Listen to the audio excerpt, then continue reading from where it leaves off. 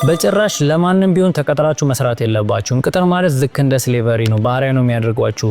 9 to 5 ፉል ታይም ጆብ አቮይድ ማድረግ አለባችሁ። ባላችሁበት እድሜ በ18 በ20ዎቹ የራሳችሁን ቢዝነስ መጀመር አለባችሁ። ሜትሪክሱን ስኪፕ ማድረግ አለባችሁ የሚሉ በጣም ብዙ አድቫይሶችን ኢንተርኔት ላይ ተመልክታችኋል ብዬ አስባለሁ። ስንሰማው በጣም ደስ የሚል ነገር አለው። ኢቭን የራሱ ጀምር በጣም ሞቲቬት ካደረጉኝ ንግግሮች መካከል እነዚህ ይገኙበታል። ነገር ግን ሁላችንም መቀበል ያለብን አንድ እውነታ ቢኖር ስኪፕ ማድረግ ያለብን ሜትሪክሱን ሳይሆን ራሳችን ላይ ያለውን ችግር ነው። ያ ስላችሁ ምን ማለት ነው?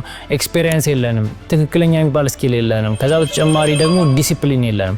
እነሱ ነገሮች ላይ ነው ቅድሚያ መስራት ያለብን። ትክክለኛ የምንፈልገው ቦታ የሚያደርሰን አንቋራጭ ቺት ኮድ ለማንም አልሰራም ብለን መኮፈስ ሳይሆን ትክክለኛው ቺት ኮድ እኛን ሊያስተምረን ሊያሳድገን የሚችል ትክክለኛውን ሰው ፈልገን አብረን መስራት መቻል ነው። ምክንያቱም ይህን ስላችሁ እናንተ ብትሞክሩት እየተላላጣችሁ እየተሳሳታችሁ ብትሞክሩት 10 ዓመታትን ሊወስድባችሁ የሚችለውን ነገር አንድ ጎበዝና ጥሩ የምትሉት አለቃ ስር በመስራት በጣም በአጭር ጊዜ ውስጥ ጎበዝና ስፔሻላይዝድ ሆናችሁ መውጣት ትችላላችሁ። ይህንን ስላችሁ ላለፉት 2 ዓመታት ተቀጥሬ ሰርቼ እንዲሁም ደግሞ ከረንትሊ የራሴን ቢዝነስ ራን እያደረኩ ካየኋቸውና ሪል ከሆኑት ኤክስፔሪየንሶች ተነስቼ ነው የምነግራችሁ።